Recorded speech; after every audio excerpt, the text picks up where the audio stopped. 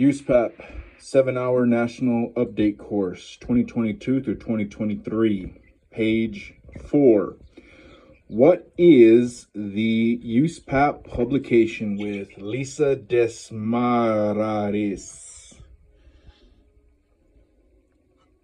Here people use the term USPAP or USPAP publication or USPAP document. What do those three mean? It's very important to remember that USPAP and the USPAP publication are two different things. The publication includes not just USPAP, which are the rules and the standards and the definitions and the preamble, but also the guidance, which is not USPAP, but it's guidance.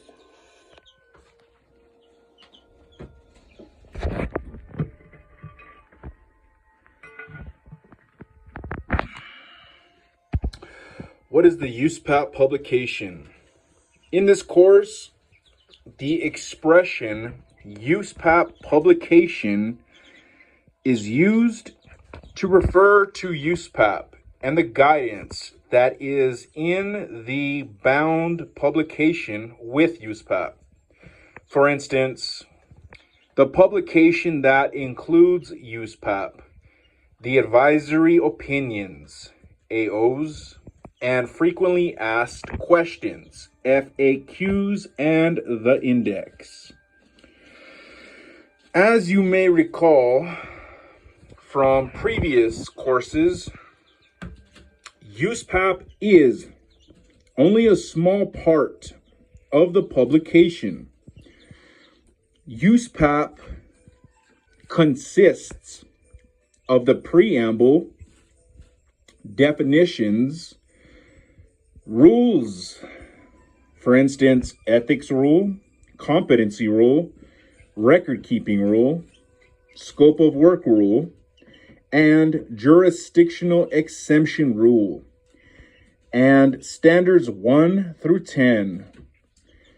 The advisory opinions, frequently asked questions, and the index are considered other communications that are included within the USPAP publication for convenience.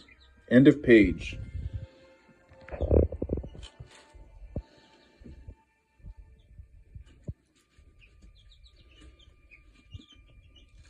Page 5. Established by appraiser membership organizations and then authorized and entrusted by Congress to develop and maintain uniform standards and qualifications for appraisers practicing in the United States. It is our mission to always uphold the public trust in the appraisal profession, and that's at the forefront of everything we do. We do that by making certain that the standards and qualifications are up to date and adapted to our changing world. The boards responsible for maintaining these documents consist of appraisers who are experts in their field. They work diligently and gather input from professionals all across the country to ensure that the standards and qualifications reflect what is going on in the field and that they remain relevant to appraisers' daily practice. Page 5. How USPAP changes.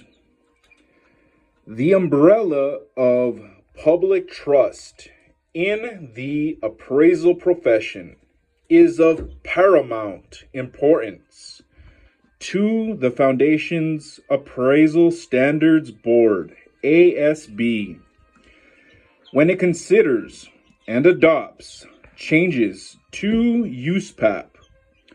The ASB evaluates all potential changes and additions to USPAP with the goal of promoting and maintaining a high level of public trust in the appraisal practice.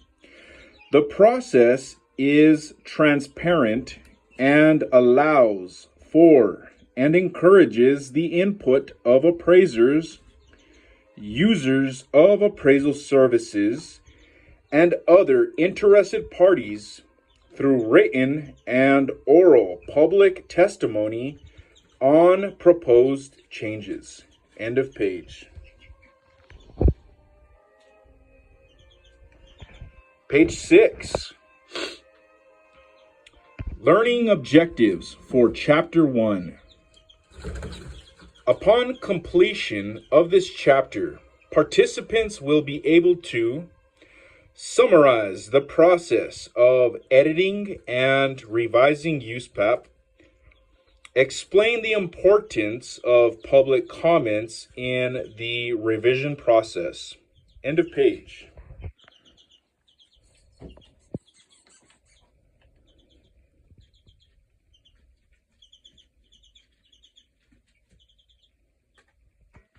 The history of USPAP.